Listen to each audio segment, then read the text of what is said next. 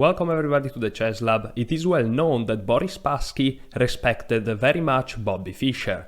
And everything started with this game. We are in the 1972 World Chess Championship match in Reykjavik, Iceland, between Bobby Fischer and Boris Spassky. And I wanted to show you this game because it's truly amazing and because it's the first time, I think, that Boris Spassky respected Bobby Fischer like none other players. So let's see the game. Bobby opened with c4, which is very unusual since you know the very famous quote from Bobby Fischer, e4 is best by test, but he replayed c4, so maybe he wanted to surprise his opponent. Okay, now e6 by Spassky, knight to f3, d5, d4, knight to f6, and knight to c3. So this is the Queen's Gambit decline, 3-knight variation. And here Spassky played bishop to e7, a very typical move. Bishop g5 now by Bobby Fischer, and the idea is to play e3, create this beautiful structure, and having the two knights out and the bishop out of the chain, which is very natural and I love this way of playing. So short castle by Spassky, e3, and now h6, attacking the bishop. Bishop to h4, of course you don't want to trade pieces unless you gain something, and you don't want to give away the bishop pair unless you gain something. Now b6 by Spassky with two ideas. The first idea is to apparently develop the bishop to b7, but we will see later is not necessarily that the right idea. The other idea that actually we will see is to play c5, because the b6 pawn supports c5. Here Fischer decided to take, and one of the reasons why Fischer decides to take is that this bishop would love to go on this diagonal, but the bishop can't go on this diagonal. So black plays b6 to develop the bishop there. But since black plays b6, Fischer, by playing c takes d5 and allowing e takes d5, is kinda saying you are losing a tempo by playing b6 because now you can develop the bishop over here. And that's why Spassky doesn't take with the pawn, but he takes with the knight, trying to release some tension. But after bishop takes e7 and queen takes e7, developing the queen, knight takes d5 and e takes d5, you realize that now the bishop could have gone on this diagonal, but he just played b6. And so Fischer is kinda messing with this move order kinda, right? So okay, here there is a problem in black's position, which is this pawn on c7. The point is that black would love to play c5, but Fischer prevents this by playing rook to c1. And now you cannot easily play c5 for two reasons. First of all, after d takes c5 and b takes c5, this pawn is very weak, but most importantly, this pawn will just fall. So if we go back for a moment, here bishop to e6 was played by Spassky. Now there are a couple of other options. For example, queen to b4 is an option, queen to d2, queen takes d2, check, king takes d2, and suddenly here you have a problem. You have to defend this pawn, but again is not easy. c6 for example, but now knight to e5, again targeting this pawn. It is not easy to defend it. Bishop to b7, using this b6 move right now, but here simply bishop to e2, connecting the rooks, and this is just a much pleasant position for white.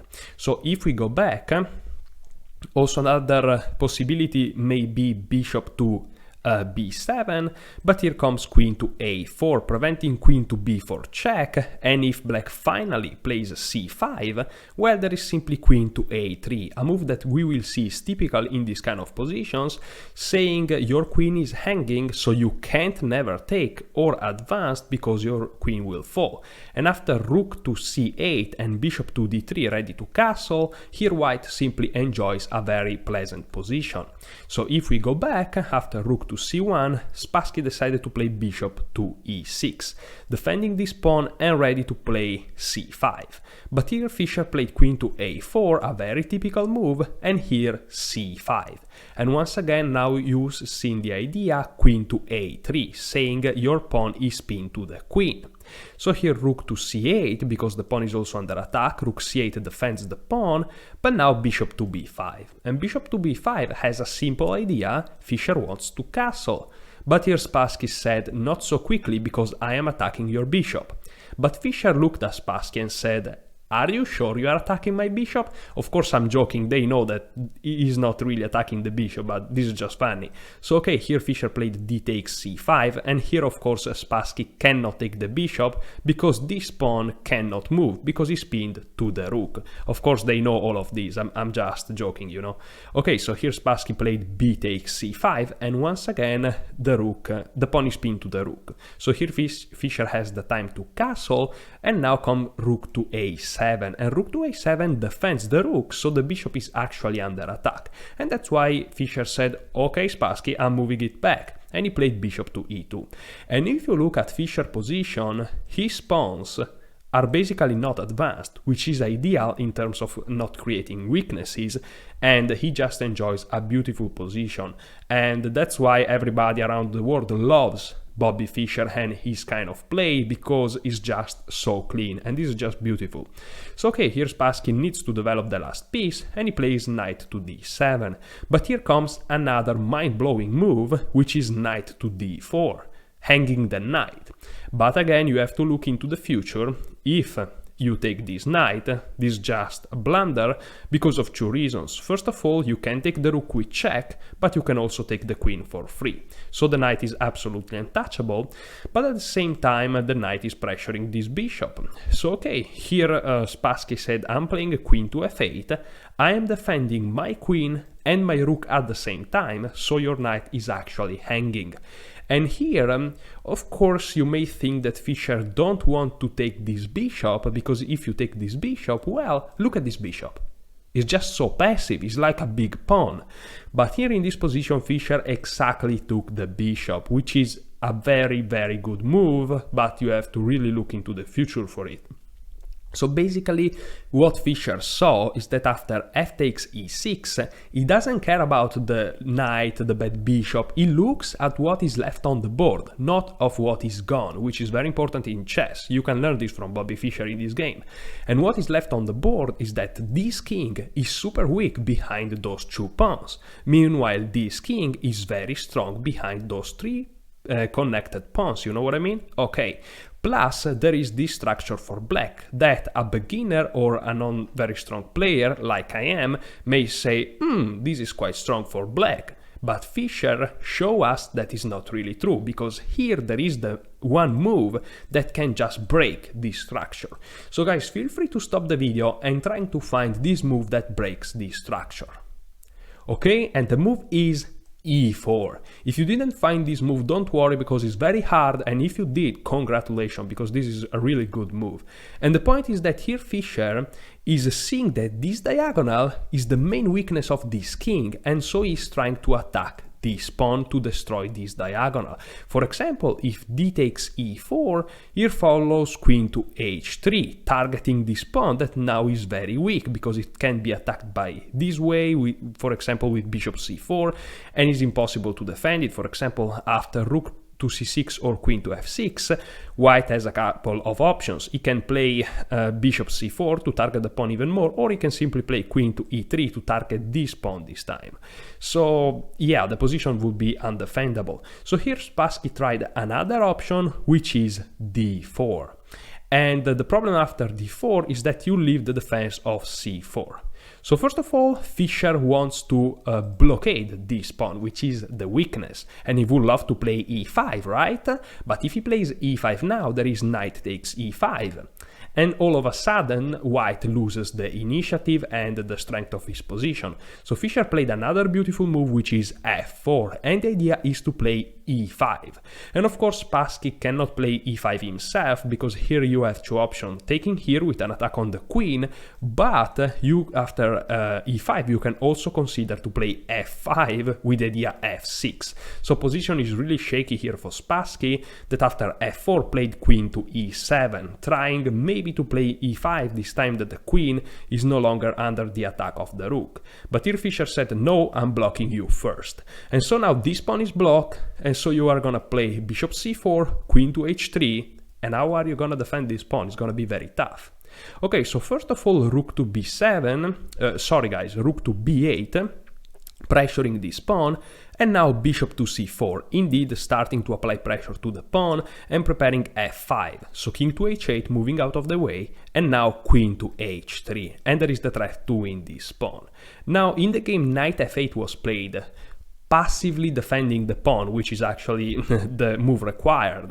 If you play, for example, rook takes b2, well, you really gain nothing. Bishop takes e6, and suddenly this pawn is a passed pawn. This is very strong. Who cares about this b2 pawn, right?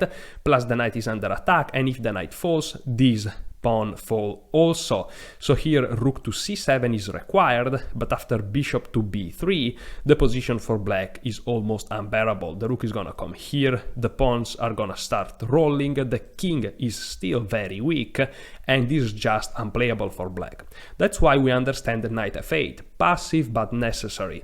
So okay, here b3, finally defending this pawn, and now a5, trying to play a4 and maybe creating some issues over here, which is not really a real threat because Fischer will just be taking back. And that's why Fischer keep going with the attack. But actually here, guys, feel free to stop the video and find a way to keep going with the attack, because I consider the next move maybe the best of the game. Okay, and the next move is f5. The reason why I love so much this move is because if you look at this position, black has an obvious weakness, which is e6. So the last thing that you want to do is to allow black to exchange this pawn for one of yours. But this is exactly what Fischer did. And that just shows us the incredible understanding of Fischer. Like, I don't even understand this move, and I've seen this game countless times, but what I gotta do. So e takes f5 now, and here rook takes f5. And the concept is actually quite simple. Fischer is gonna be able to play e6 thanks to the activity of the rooks, and then rook to f7 is a threat, bishop to d3, and queen to f5, and all of these tactical ideas. But to play the move on the board, actually, you know, is something that I probably will never do, but Fischer just did, and that's why he's such an amazing player. So okay, here Spassky played the knight to h7, and by the way, guys, here the threat is rook to f7, attacking the queen and skewering the rook. So Spassky played the knight to h7, apparently blundering rook to f7. But here there is actually a trick. So if rook to f7, there is knight to g5, attacking the queen and the rook. So you have to take the queen, attacking the rook, but here comes knight takes h3 with check. That's the point. And after g takes h3, the rook can take this rook, and now Spassky is actually up the exchange, and he is completely winning. So Fischer needs to be careful, but he is Fischer, so he saw all of this, and he played rook c to f1. And this is just much better, and rook to f7 is actually a threat, because even after knight to g5, you know, it wouldn't be the same. So here queen to d8 must be played, but now queen to g3, another very good move, and the idea is simply to put pressure everywhere. You are putting pressure here, you are putting pressure on this rook, and overall this is very, very bad. So here rook to e7 was tried, putting the rook in front of the pawn. Now h4 even, trying to prevent this knight to come forward. The knight is also restricted here, so this knight is quite bad. And now rook b to b7, and the idea is trying to hold this g7 spot. Okay, now e6, as you can see, this pawn has reached the final destination, and is just terrible for black. Like, this e6 pawn causes so much problems. And also there are all of sort of tactical ideas. For example, if the knight jumps to f6, there is the idea to sacrifice, of course, for the knight. So rook b to c7 now, defending this pawn that after e6 was under attack, and now queen to e5. And as you can see, Fischer just have a beautiful position, and the most impressive part is that he's playing a World Chess Championship. He's not playing me. I mean, if he had this position against me, everybody would be like, I mean, of course, the black is a bozo. But here, black is Boris Spassky, which is one of the strongest players in the world and in history. He has been, of course, overshadowed by Fischer, but if you took himself, he is very, very strong. So, okay, queen to e8 now by Spassky, and here a4. And suddenly you realize a Fischer idea with this a4 move. Here Spassky doesn't have moves. He cannot move this pawn, he cannot move this pawn, he cannot move this pawn. If you move those two rooks, well, you risk the infiltration of white, and the knight can't really go here. if he goes here, he just gets taken, and if the knight goes here, well, you just sacrifice, right? So here Spassky found a queen to d8, one of the few moves, but now rook to f2. Spassky went back, and Fischer went forward. You know, Fischer just trying to improve the position little by little, maybe gaining some time on the clock, and here queen to d8 back. So Spassky is just doing back and forward, he can't do anything else. And now bishop to d3, and finally here you start to realize that the end is near, because look at this diagonal. Okay, now queen to e8 once again, and here queen to e4, and you see the battery, and you see the problem, right? And here there is the threat of playing rook to f8 check, knight takes f8, defending h7, but rook takes f8 check, the queen takes, and here there is mate. So that's a massive threat. So knight to f6 must be played, but now rook takes f6, removing the defender, threatening mate, but g takes f6, defending. But here comes rook takes f6. So Fischer sacrificed the exchange for massive attack. Here there is the threat to play rook to h6 with devastating consequences, and that's why king to g8 was tried, trying to hold, but here bishop to c4. And the threat is very simple. You want to check or go here, and after they interpose or they take, well, you are gonna move up the pawn with check, or you are gonna take with a fork, depending on what black does. So here king h8 was tried, moving out of the way, but here guys, feel free to stop the video and find the last move of this game, after which Boris Spassky resigned the game. Okay, and the beautiful last move is queen to f4. And this creates two threats. The first threat is rook f8, winning the queen, and the second threat is queen takes h6. And after this move, Spassky looked at the position, thought about it, and resigned the game, because there's nothing more to be done. The only move, for example, that you can try is rook to c8, preventing rook to f8, but now comes rook takes h6 with check. Now we have two options, blocking with the rook or moving away with the king. If you move away with the king, comes queen g4 check, and here rook to g7 is the only move, but now e7 with check, that's the whole point. And here after queen to f7, which is the only move, well, queen takes c8, this is crazy, is checkmate. And if we go back, last but not least, after rook to h7 immediately comes queen f6 with check, king to g8, once again this diagonal is a killer, so e7 with check, queen to f7 once again is the only move, but now bishop takes f7 check. Here the only move is rook takes f7, but now this is a free way that you can take to checkmate black. So on move 41, Boris Spassky resigned the game, and this game was so beautifully done by Fischer that all the people around them that were looking at the game started to upload them, Fischer especially, and the beautiful thing that happened is that also Spassky started to upload Fischer. So you know, Fischer and Spassky is a very famous match, and famously won by Fischer, but what is also very famous is the sportsmanship that Spassky had. So guys, thank you so much for watching. Hopefully this game inspires you to play chess even better, and as always, enjoy your chess.